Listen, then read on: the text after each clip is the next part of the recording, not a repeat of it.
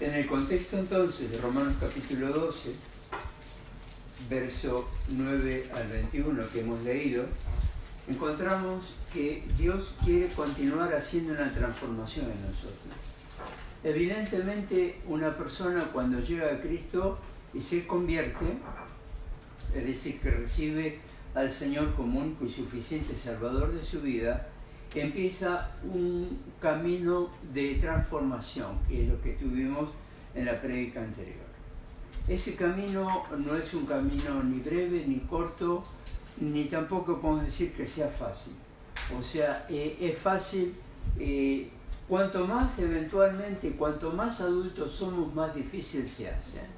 Es muchísimo más fácil creer en las cosas del Señor cuando nos es inculcada en nuestra infancia.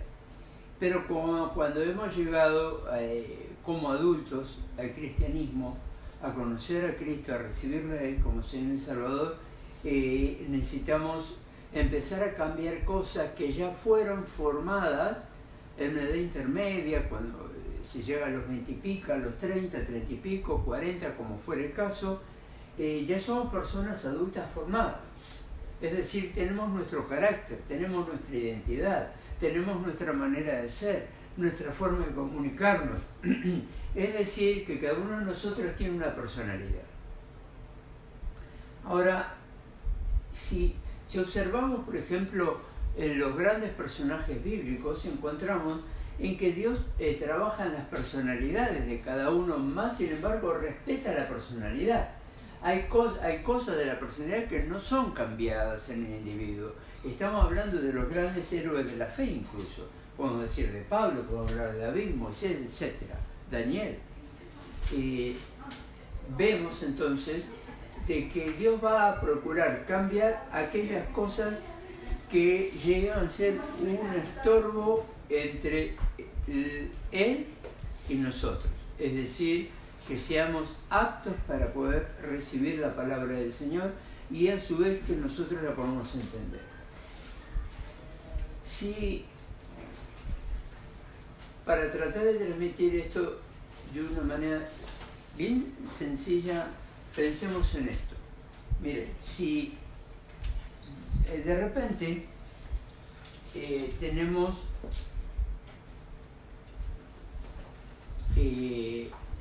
nos encontramos con alguien y justo fue en un lugar, te lo encontraste en el centro comercial, en el mall, y este sale del cine y en ese momento que recién sale tiene toda la película en su cabeza y tú estás en otro clima, vienes en otro clima, en el clima que Dios quiere lograr en ti.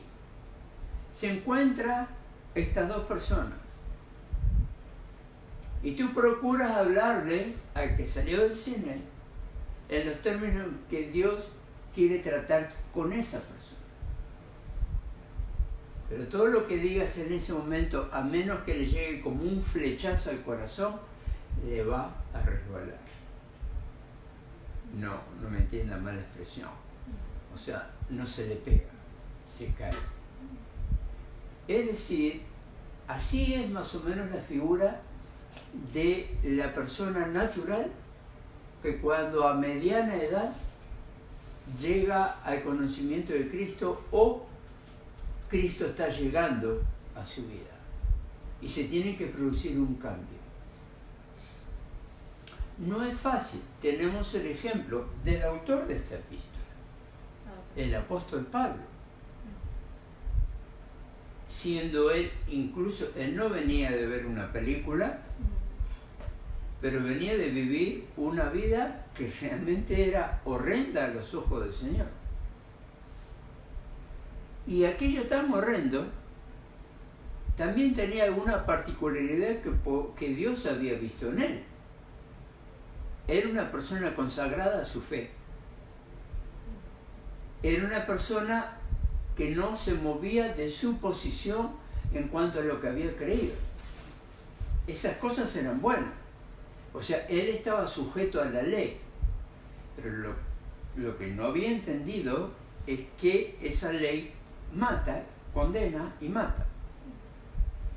Cuando él llega al conocimiento del Señor y tiene que producirse por el carácter de la propia persona, entiéndase bien, entonces tiene que ser de una manera especial. Por eso es que el Señor trata con él particularmente, se le presenta al Señor cuando iba Pablo camino a Damasco, recuerda. Y cae al piso. La lectura bíblica no dice que cayó de un caballo como algunos dicen, sino dice que cae, no dice de dónde. Entonces, punto aparte de eso, pero vamos a ver que cae porque fue empujado por el poder de Dios. Estamos hablando de que ahí eso se conoce como una teofanía, o sea, una aparición milagrosa de Dios donde produce un evento sobrenatural. O sea, él pensaba que alguien lo había empujado, que alguien lo había tirado. Sí, Dios. Entonces, cuando hay personas que en su caminar, sea que lleve 20, 30, 40, 50, 60 años de vida, como fuere, y todavía no se doblegó al Señor, el Señor lo va a tirar. Va a hacer que de alguna manera caiga. Porque recién, usando un pensamiento judío, mordiendo el polvo, va a venir la experiencia de la polvo y resurrección. Entiéndase.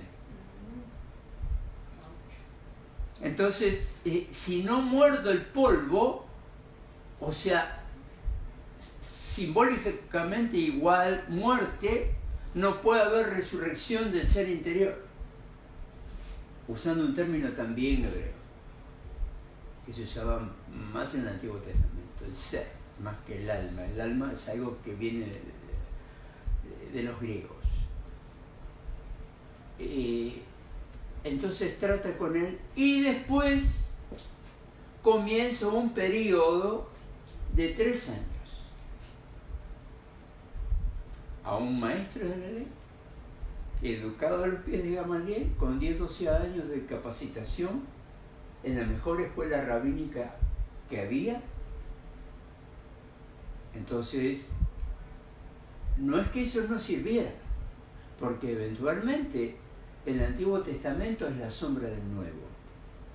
No es que lo anterior no sea válido, sino que hoy tenemos el privilegio que estamos bajo la gracia. Si no estuviéramos bajo la gracia como gentiles que somos, no judíos, estaríamos bajo desgracia. Porque estaríamos excluidos. Al cabo, como lo dice el mismo apóstol en este mismo libro, él habla de que nosotros somos el olivo injertado.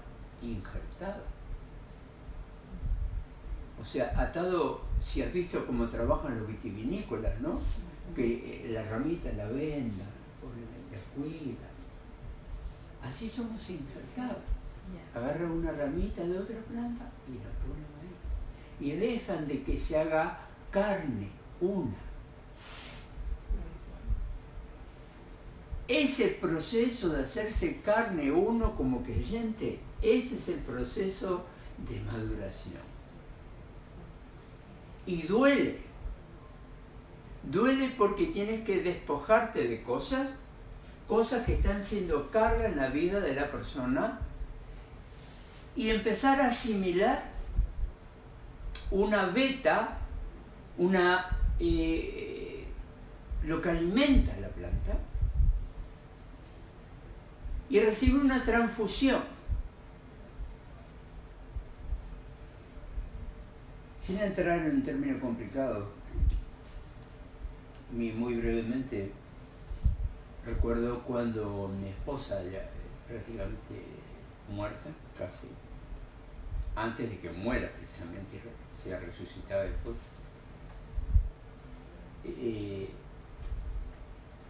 estaba conectada en los 2 brazos y las 2 piernas, recibiendo sangre, porque era más lo que perdía que lo que recibía. La técnica humana falló y murió. y el hombre no la resucitó, sino me traía el papel para decir se murió. Pero fue Dios el que la resucitó. Entonces, eso lo quiero usar como esa figura de comprender de que nosotros somos muertos vivientes sin Cristo. Y vivimos a nuestra manera.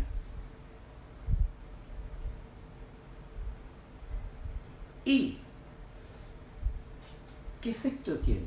¿Qué tiene que ver el pasaje leído en este entorno? Tiene que ver que, como mencioné al principio, nosotros somos formados por nuestra cultura, por nuestro entorno social, cultural, religioso, dogmático, en medio de tal vez un núcleo familiar de paz o de ausencia de paz. Entonces se va formando esa persona que somos. Afortunadamente Dios no ve eso. Si sabe, lo conoce, nos conoce, sabe quiénes somos. Pero Él en su gracia nos restaura, nos llama, nos sana y recibimos esa transfusión de vida. La Escritura dice que en la sangre mora la vida. Algunos grupos sectarios interpretan erróneamente esa parte de la Escritura y rechazan las transfusiones de sangre, ¿no? Sin citar a nadie en particular. Dios está en contra de todo ese tipo de pensamientos que atentan contra la vida. Dios es el que nos creó cada uno de nosotros. Si bien fuimos engendrados por nuestros padres, pero si no existiera el soplo de vida, nosotros somos nada, un pedazo de carne, nada más.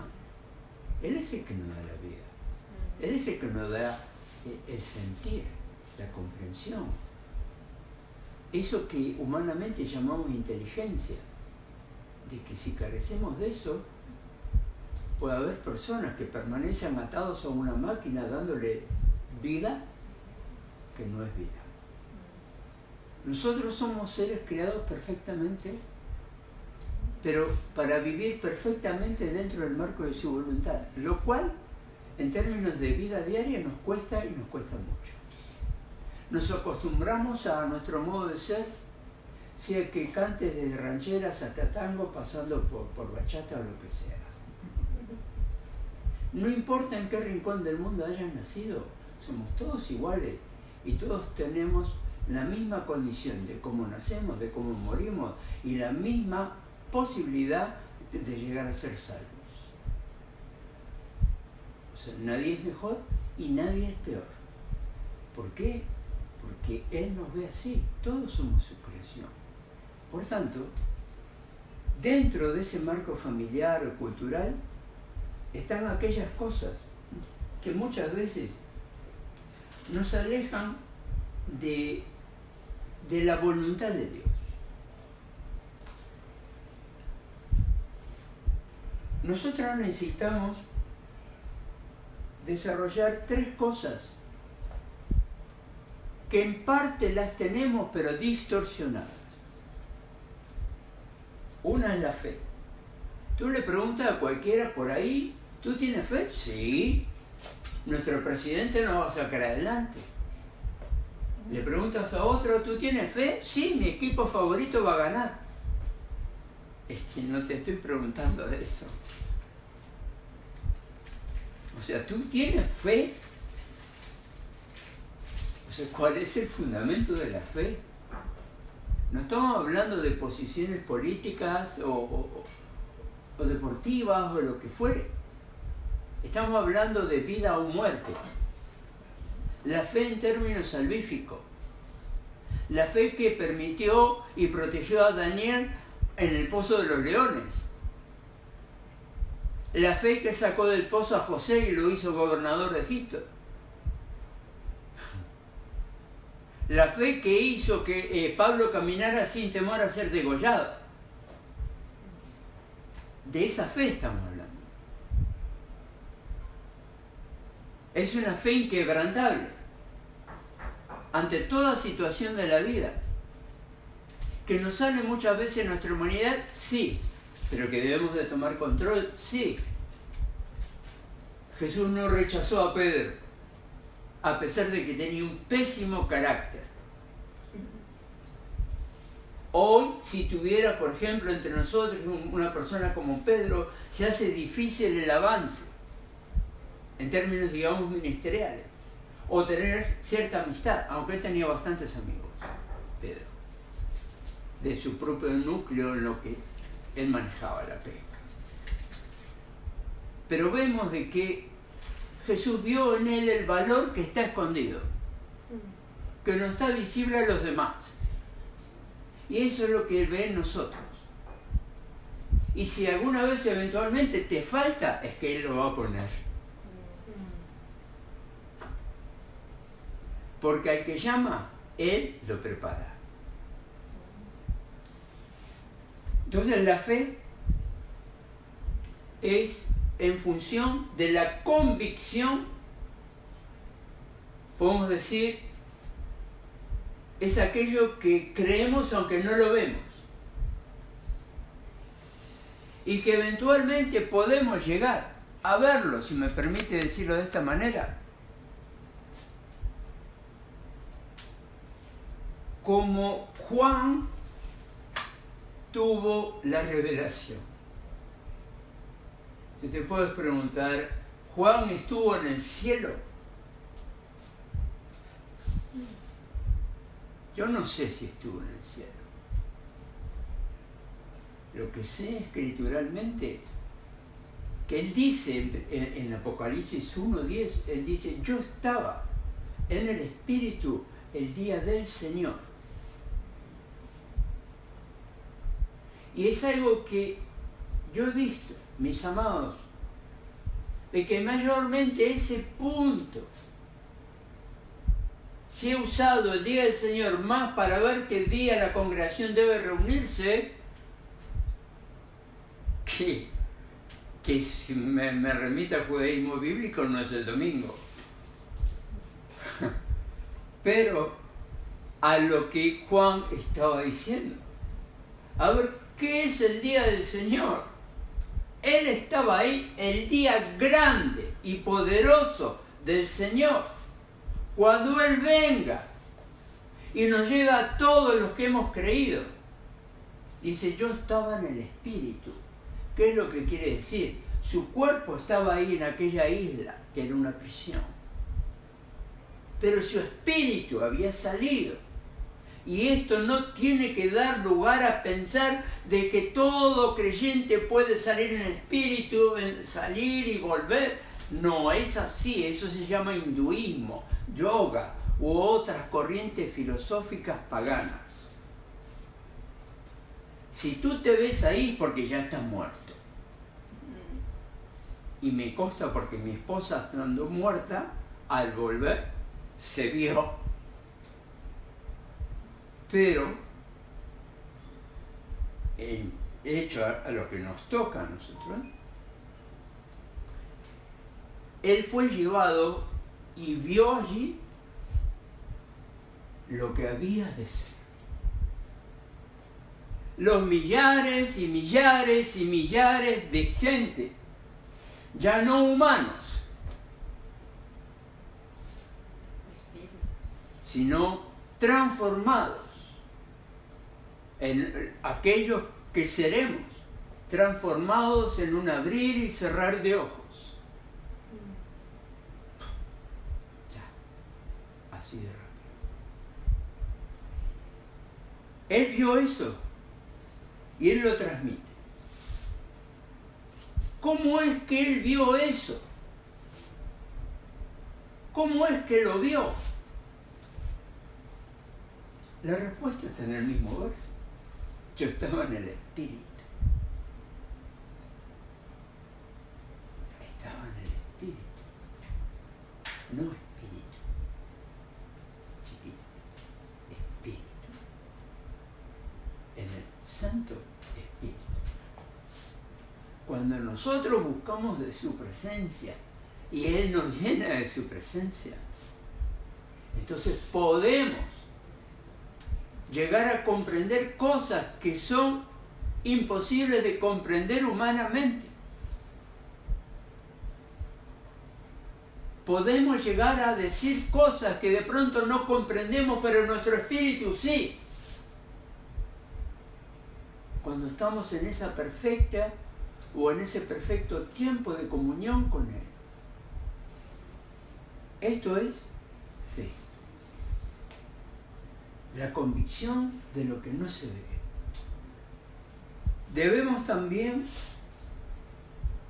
cambiar las palabras. Porque la lectura que hemos leído, en el verso 9 dice: el amor sea sin fingimiento. Aborreced lo malo, seguid lo bueno.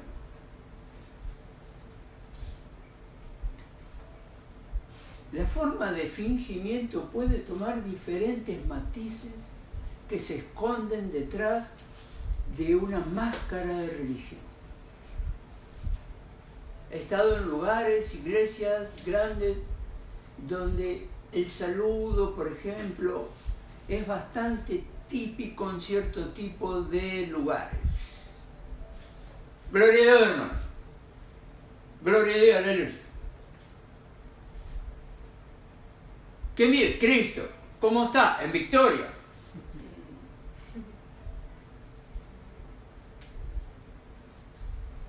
A ver, me he encontrado con personas que fueron rechazadas de su núcleo pretendidamente espiritual porque estaban con dificultades en su vida personal. Y tener que dejar de congregarse por determinadas situaciones particulares. Sufriendo no solo lo propio, sino también teniendo que recibir el rechazo ajeno, porque no estaba en victoria. Este no tiene el espíritu. Ok. O sea que Pablo, ¿para qué sufrió? Pedro, que murió crucificado cabeza abajo. Y todos los demás, de hecho, todos murieron como mártires. La vida no es fácil en el creyente, pero es Él el que nos da la victoria, es Él el que nos sostiene. Entonces, ¿cuál es la victoria? Vencer, como dice David eventualmente, cuando él está hablando de ese valle de sombra y de muerte. No temeré mal alguno. Tu vara y tu callado me infunden aliento. La vara que marcaba autoridad en el Antiguo Testamento y que terminaba hacia arriba como una forma de signo de pregunta, y ese es el callado. Entonces el pastor de las ovejas, cuando la ovejita se alejaba con el callado, pasándole por el cuello, la hacía acercarse. No existe un creyente que sea 100% del tiempo totalmente entregado, totalmente en el espíritu, totalmente, valga la expresión, entiéndase bien, totalmente fiel. No, eso no es verdad. Incluso hay muchos buenos predicadores que se jactan de eso. Pero sin embargo, cuando nosotros retrocedemos un poquito en el tiempo y nos encontramos con los grandes predicadores de hace 200 años atrás aproximadamente, Robertson, William, incluso hasta Lutero y otros más, y encontramos de que todos ellos pasaron tribulaciones y tuvieron que reformar su vida, tuvieron que cambiar cosas, aún desde lo más básico. Hay cosas que están en esa cultura del hombre que mencionaba al principio. Por ejemplo, el gran reformador Lutero, Martín Lutero, profesor del libro de Romanos, particularmente en una ciudad de Alemania, en una universidad teológica de Alemania. Era un hombre totalmente que vivía religiosamente. Después de que Dios lo transforma, con el tiempo él decide casarse, siendo uno de los primeros sacerdotes, porque había sido sacerdote católico, que se casan. Pero hay una particularidad que cuenta la historia, ¿no? Obviamente esto no está en la Biblia, ocurrió en 1519 por ahí, que dice él, cambió la ropa de cama después de un año, que la venía usando sin lavar. Son detallitos de la humanidad. No quiero hablar más del Lutero, no es esa mi intención. Estoy hablando que aún a los más grandes tienen zonas que están un tanto oscuritas. O sea, nosotros no podemos ser más santos que el Cristo. Él es santo en todo. Por eso, el punto aquí de Romanos es precisamente que el amor sea sin fingimiento. ¿Cómo está, hermano? Gloria a Dios, gloria a Dios. Si lo vas a hacer, hazlo bien, si no, no lo hagas. Si no lo sientes, no lo hagas. Para no caer en falta. Si te quieren tener como antipático, bueno, es una percepción que pueden tener los demás. Realmente está siendo sincero.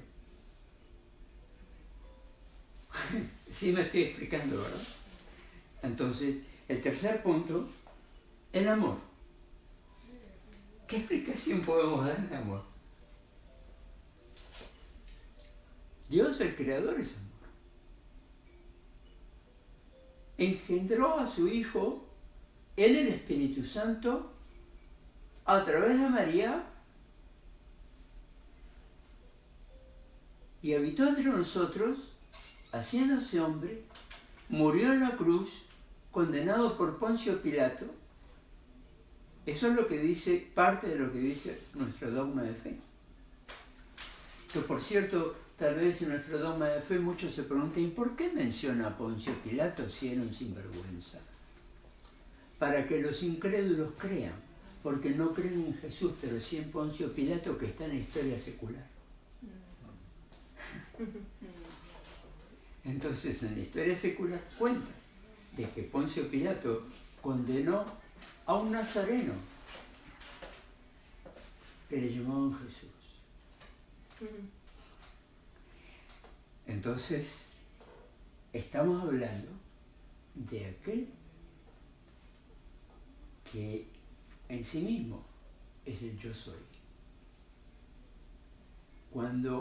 Cuando Dios, hablando con Moisés, le preguntó, ¿y quién le digo que tú eres? Yo soy. No hay otro. Y Jesús dice, mi Padre y yo uno solo somos. Y no estoy hablando de unidad, estoy hablando de Trinidad. Padre, Hijo y Espíritu Santo, uno. Entonces, estos cambios que hacen falta, requiere de que cambiemos nuestro carácter.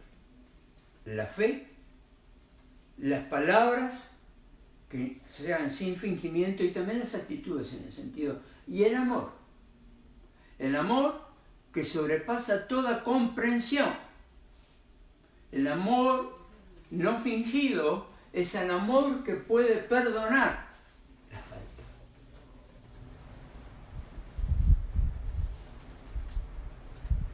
El perdonar como nosotros mismos necesitamos el perdón de Dios. Si Dios me perdonó a mí siendo quien soy, como diría el apóstol, hombre de labios inmundos, ¡ay de mí!, decía Pablo, que también lo dijo el profeta Samuel. ¿Qué nos queda? ¿Qué nos queda a nosotros? Donde no llevamos una vida totalmente consagrada, sino que está enredada entre las cosas de la vida, los vaivenes de la vida. Sí, voy a ir, si puedo, voy.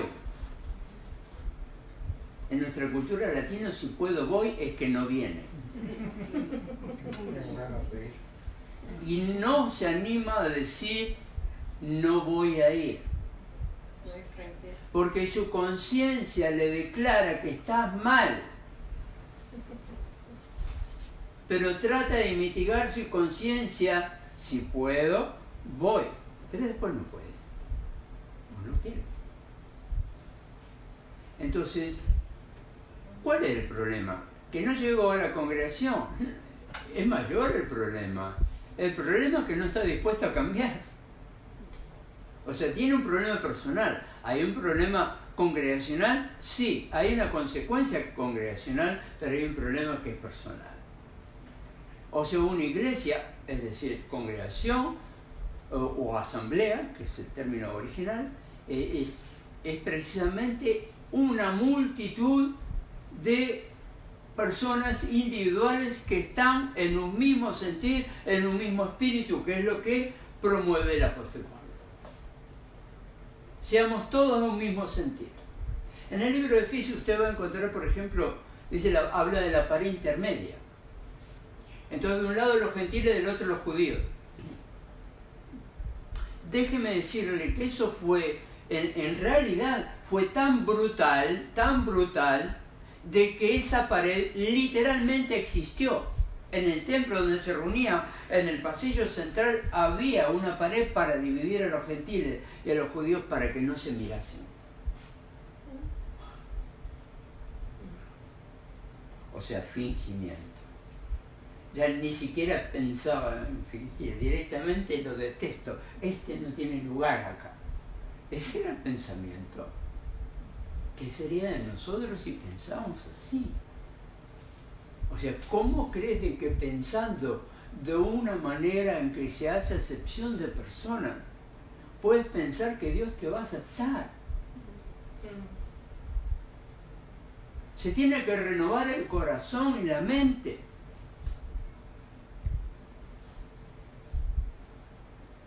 En otras palabras, bueno, una sola palabra, el fingimiento termina siendo hipocresía.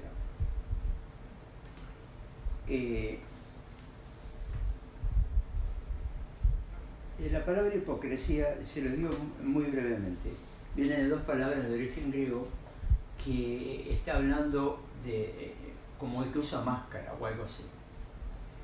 ¿Se acuerdan o han visto ustedes cuando se va al teatro o ves por televisión o algo una obra de teatro, ¿no?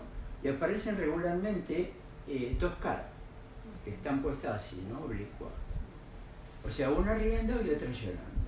En la antigüedad, en el tiempo de los griegos, regularmente el teatro era una persona, hacía toda la obra.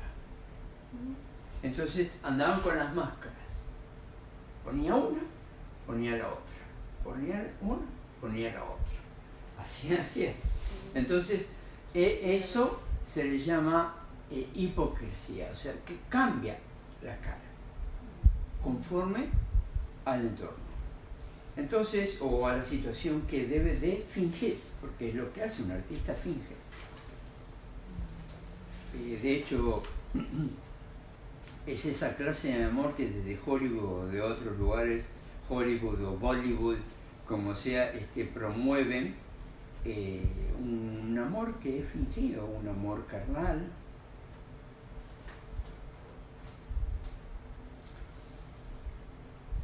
La transformación del carácter debe manifestarse en la conducta.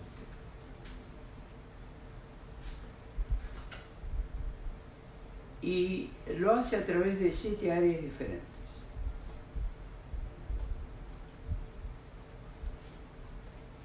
En el verso 11a perdón, el verso al principio, 11 al principio, en lo que requiere diligencia. No es la diligencia que salía en el oeste, y no, del hombre del rifle, todo eso. No. Es la diligencia de ser.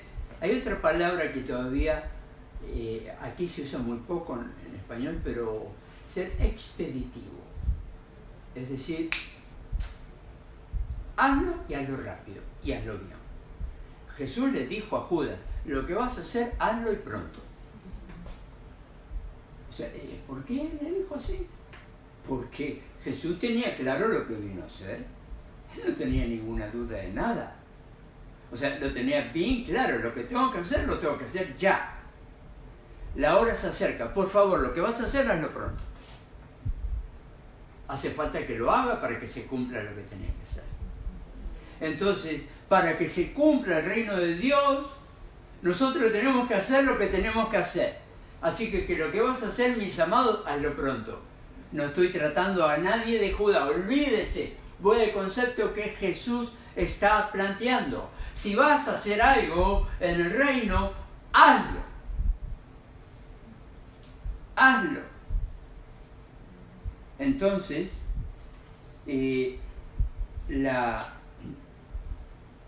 como decíamos, la diligencia es eso. Hacerlo. ¿Lo haré? ¿No lo haré? Voy a deshojar una margarita.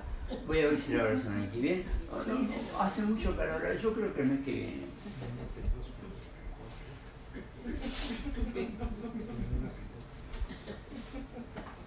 El que no se ajusta a esto es perezoso.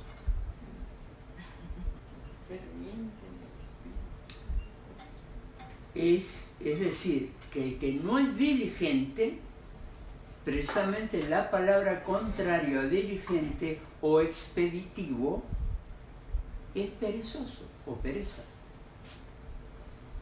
O sea, el dejar de hacer cosas buenas puede ser tan malo como hacer cosas malas. Entonces, la diligencia requiere 3 elementos. 1. Definir la meta. ¿Qué es lo que voy a hacer?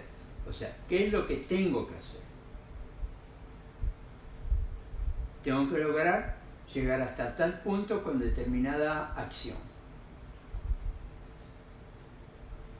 O sea, lo tengo claro.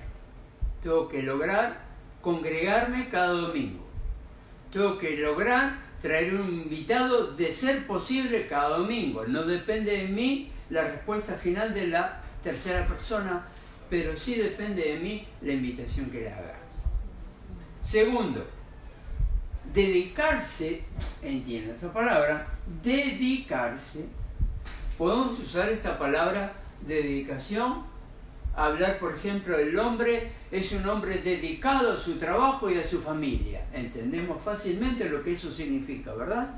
Un hombre honesto, íntegro, que trabaja y trae salario para el bien familiar. Vemos que una mujer es totalmente dedicada al hogar y a su familia.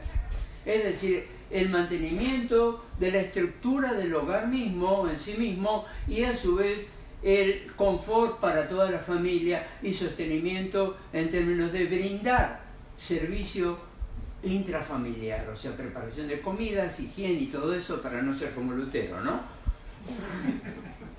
Entonces, es dedicarse a lograr la meta. Este es el segundo punto. El tercero, precisamente, es disciplinarse. La palabra disciplinarse viene de la misma raíz idiomática que disciplina, tiene origen griego esta palabra. Entonces, disciplina. O sea, todos sabemos, mayormente en nuestra cultura, lo que significa la palabra disciplina. Entonces hay un niño que según el adulto no se está portando bien, entonces lo va a disciplinar. Hay mucho que decir sobre eso, pero no nos vamos a extender. La palabra disciplinar disciplinar o disciplina involucra siempre una enseñanza. disciplina y discípulo son primos hermanos, las dos palabras. Y realmente, o mayormente, tienen que ir juntas. O sea, si vas a dar una enseñanza, tiene que haber una disciplina conforme a la enseñanza. Estoy transmitiendo una enseñanza como el creyente debe de ser. En eso estamos. Si tú vas a instruir a tu hijo en alguna situación en particular, si vas a dar una disciplina, llámese o mal llamado castigo, porque una cosa es disciplina y otra es castigo, que no es lo mismo. Si solamente se castiga y no hay ninguna enseñanza para el niño, entonces el padre podría ser hallado en falta. De alguna manera termina siendo un abuso. Es otro tema que hablaremos en otra ocasión o en otro ámbito. Quiero decir que la disciplina requiere enseñanza y obediencia. O sea, que ambas corran juntas. De hecho, la enseñanza o el aprendizaje, de acuerdo al lugar que le toca a cada uno, tiene que ir juntas. Y no se pueden separar ni tampoco confundir con otro tipo de situación. Hay que disciplinar a fulano de tal. También se usan algunos medios eclesiásticos.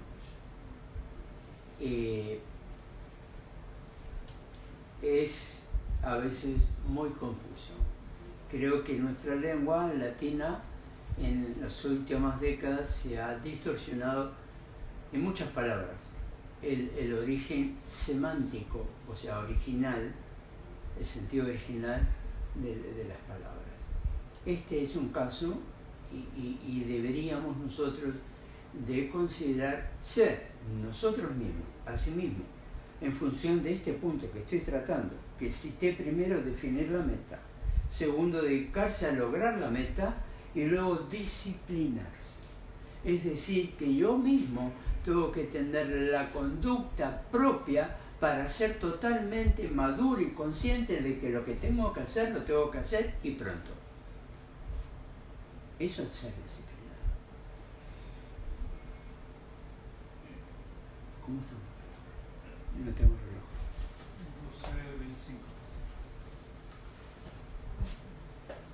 12:25. El siguiente punto es ser fervientes. La palabra ferviente tiene la misma raíz de hirviente o hervir. O sea, alguien que es ferviente como actitud es que hierve. Cuando, en términos eclesiásticos o ministeriales, cuando no hacemos algo sin que algo hierva dentro nuestro, termina siendo vana religión.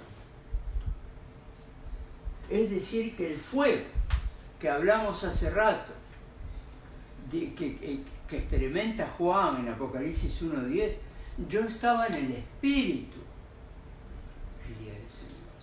Entonces, todo lo que hagamos tiene que estar en función de la llenura del Espíritu. Hablaremos en otra ocasión de la llenura del Espíritu porque requiere un espacio especial. No obstante, podemos mencionar que las disciplinas espirituales requieren tiempo de oración, en el caso que biológicamente o en términos de salud pueda hacer ayuno también. Es decir, de que buscar ese fuego de Dios requiere doblegarse. ¿Qué es doblegarse? Puede ser echarse al suelo, puede ser, sí. Puede ser adorarle, humillándose, sí.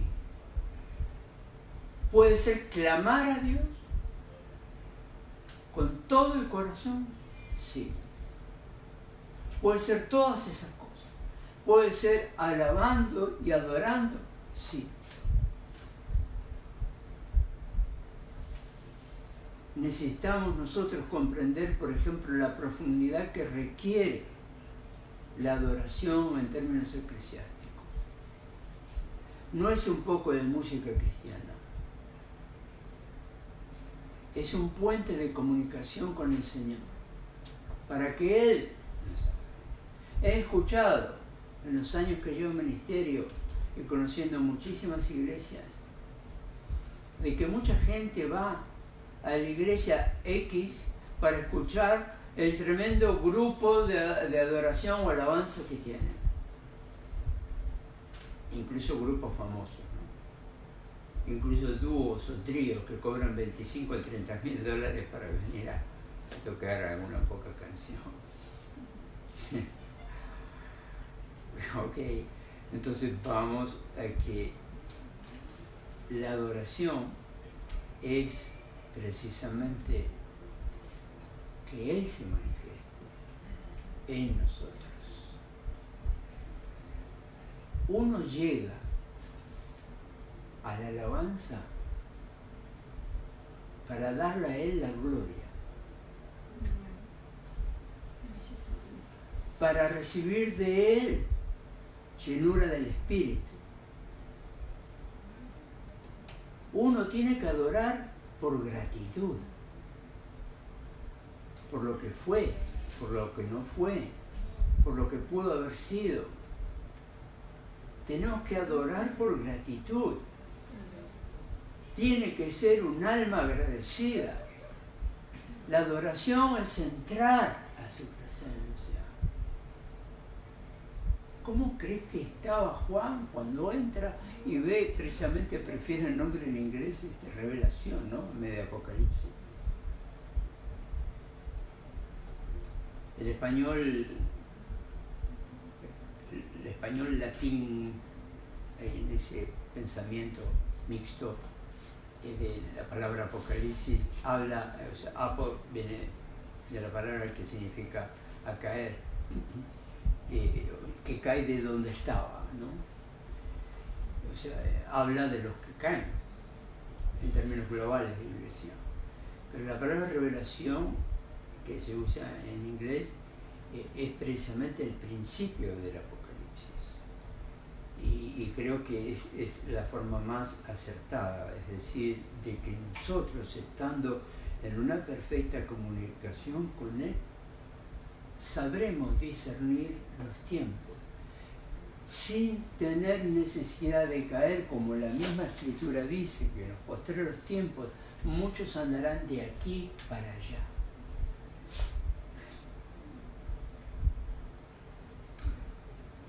¿Me estoy explicando lo que estoy diciendo? Buscando del Señor, pero no lo encuentro. Es que hay que buscarlo dentro. Lo demás es contexto. Si la salvación es personal, Él no salva a X iglesia. Él salva al individuo.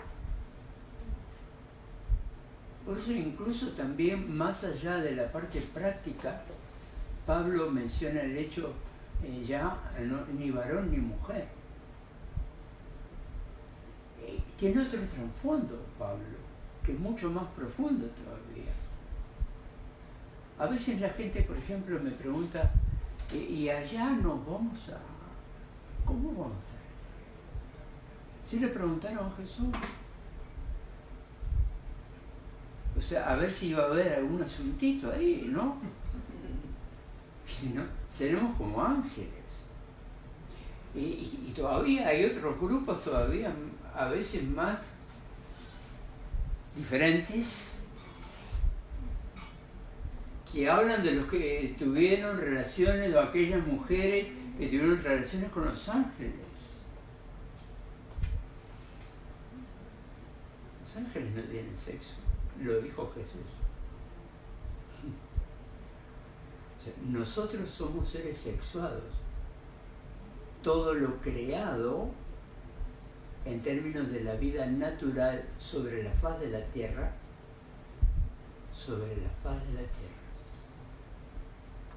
tiene vida sexual, aún las plantas. pero los ángeles no. Entonces cuando dice seremos como ángeles, es de que nos vamos a identificar, pero no va a haber esa comunión marital, no va a haber esa familiaridad, ni aun con nuestros hijos, ni con nuestros padres. O sea, estaremos en un amor que aquí en la tierra es imposible sin Cristo. Hace falta un amor universal. No, esto no se refiere a algo místico. Estoy hablando del amor de Cristo, en Cristo, por Cristo. El que nos mantiene vivos en la fe, la esperanza y el amor. Y aquel que nos va al momento en que Él nos levante del polvo, si es que estamos muertos, o transforme nuestro cuerpo en un abrir y cerrar de ojos, cuando venga la parucía y Él nos lleve a nosotros como iglesia, estaremos todos en un mismo espíritu. Por eso Pablo exhorta, seamos todos de un mismo espíritu, para que las diferencias que hubiera entre los seres humanos no sean motivo de aspereza o algo que te pudiera impedir tu acceso a la siguiente dimensión que la iglesia tiene prometida.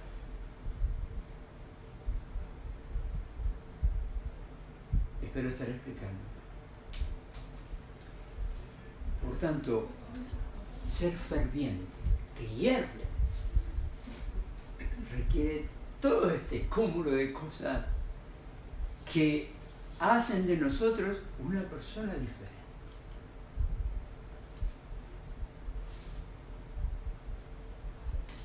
Lamentablemente, puede ser en nuestra cultura o en otras culturas también, ser tibios.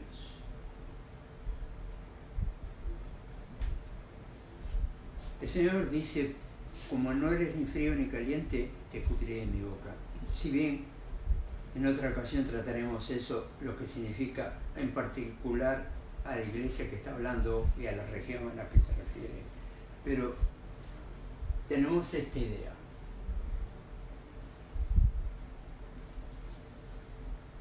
No podemos ser fríos. Si nosotros hemos creído, y hemos creído de verdad, ese frío ya no puede estar en nosotros. Nosotros no podemos conmovernos por lo que vemos en Facebook, en televisión y todo eso. Nos tenemos que conmover, aún en nuestro entorno. O sea, cuando nosotros no nos conmovemos porque de pronto, quiero que usted se pueda imaginar algo que puede parecer de ciencia ficción, pero no. Por ejemplo, volvamos al mall, al centro comercial que mencionamos al principio. Usted entra ahí, hay miles de personas. Si usted fuese el Señor y entra ahí y ve las almas,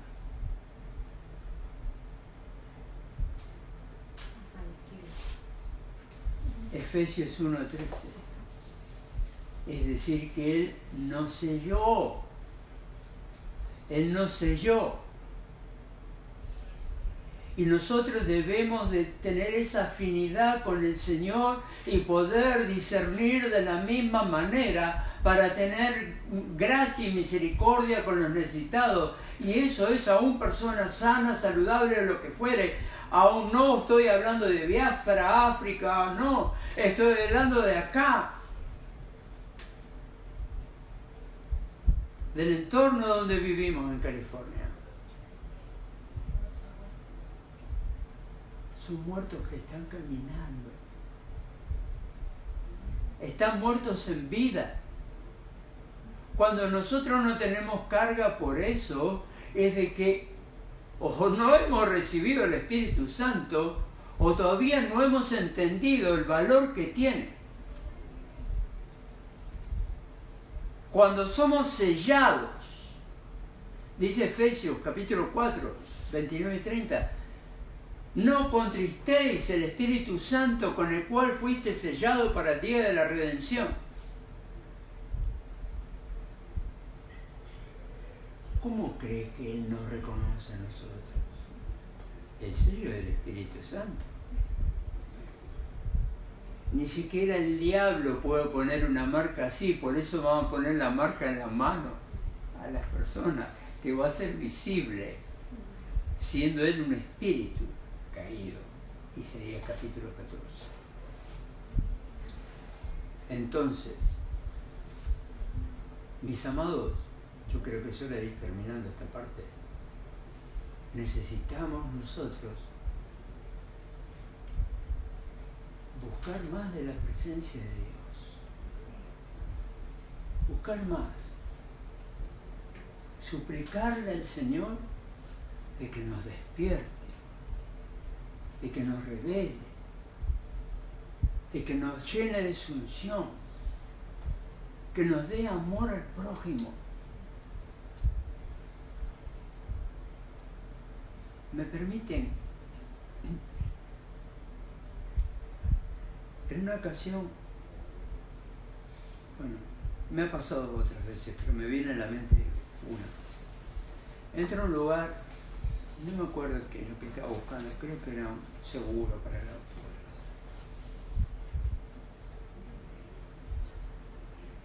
Y había una empleada que estaba ocupada. Entonces me muevo de mesa y voy a otra. Y me acerco, la miro y le digo, hermana, ¿me puedes ayudar? Entonces ella me mira y se quedan pensando, ¿no? ¿Cómo sabe que soy cristiano? Era la primera vez que entraba y yo decía, bueno, el Espíritu nos muestra. Si no te lo está mostrando, es de que algo está fallando.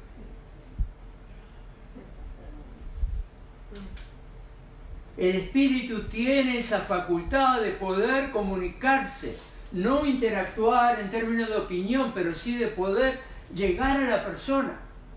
Y el mismo Espíritu te va a revelar, yo pondré en tu boca lo que vas a decir. Aún se lo dijo a Moisés hace 5.700 años.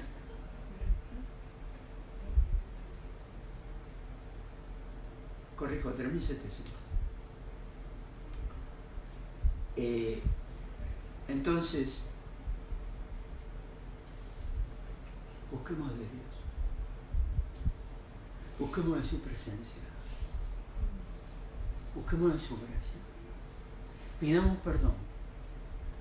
Perdón sin entrar en un religiosismo como la iglesia popular. Cuando se están dando golpes de pecho y dice, es pecado de palabra, de obra y de omisión. A eso es lo que quiero apuntar. No estoy diciendo darse golpe de pecho. Estoy diciendo de que ese pecado existe. Ese pecado real. El pecado de omisión.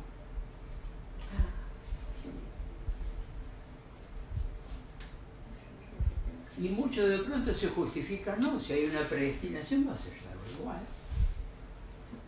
Por eso la iglesia en este país dejó.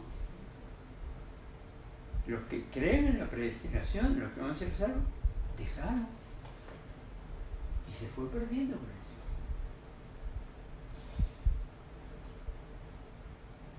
Necesitamos un cambio. Pablo exhorta a estos hermanos. Voy a dar la conclusión hasta aquí y vamos a continuar la próxima. Pablo exhorta a estos hermanos de Roma. Estamos hablando de un grupo de personas, mayormente judíos y algunos gentiles de ahí de la iglesia de Roma. Eran personas religiosas todas, tanto judíos como los gentiles que venían de religiones paganas. Entonces, todos entendían lo que es la religión, pero no entendían la espiritualidad de que Dios quiere en cada uno. No un espiritualismo, sino una espiritualidad, que no es lo mismo. Espiritualismo es que cae en la práctica filosófica de lo espiritual. ¿Ve a orar? Ve a orar. Ya está. ¿Ve a leer la Biblia? Es porque de tal manera como Dios del mundo. Ya. Si no, yo oro, leo.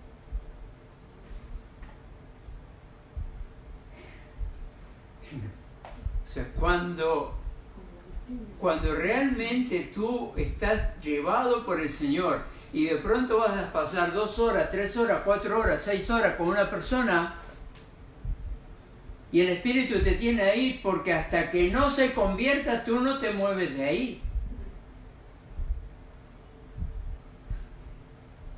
Esa es la diferencia entre espiritualismo y espiritualidad.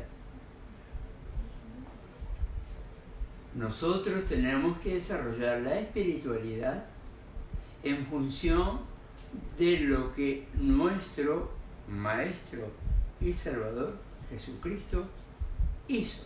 Y digo Maestro en función, no me entiendan mal, no es un judaísmo, sino es cómo precisamente Él se movía, enseñando, hablando, sentándose con la gente, hablando con ellos, dándole un consejo.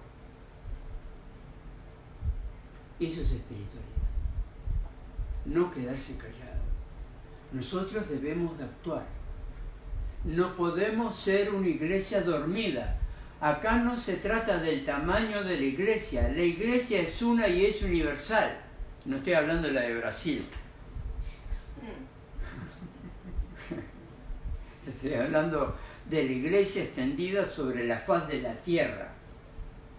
Aquí en Rusia, China, donde sea, que por cierto la de China es la de más crecimiento, y es una iglesia underground, más de 60 millones de creyentes, se cuadruplicó en los últimos 2 años. Cuanto más presión, más conversión. Por eso entonces, cuidado, de que podría venir, si nosotros no respondemos como en la iglesia, una presión sobre nosotros, tanto en el término social total y general de esta nación, o puede también suceder que pueda ocurrir en términos particulares. Ah, ¿estás dormido? Bueno, está bien, sigue durmiendo. Sigue durmiendo. Dios no fuerza a nadie. El que conoce la verdad va a buscar practicarla y agradar a Dios. Los romanos eran religiosistas.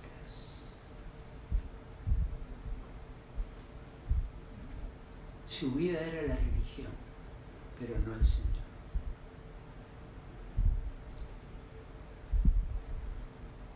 Necesitamos ese cambio. Ese cambio no es humano, ese cambio es espiritual. Ese cambio viene del Señor Jesús. Ese cambio se mueve en el Espíritu Santo, con el cual fuimos sellados para el día de la redención. Por tanto, mis amados hermanos y hermanos, insto a que en un mismo espíritu hagamos lo que tenemos que hacer y seamos todos de un mismo sentir en Cristo Jesús, nuestro Señor y Salvador. Amén.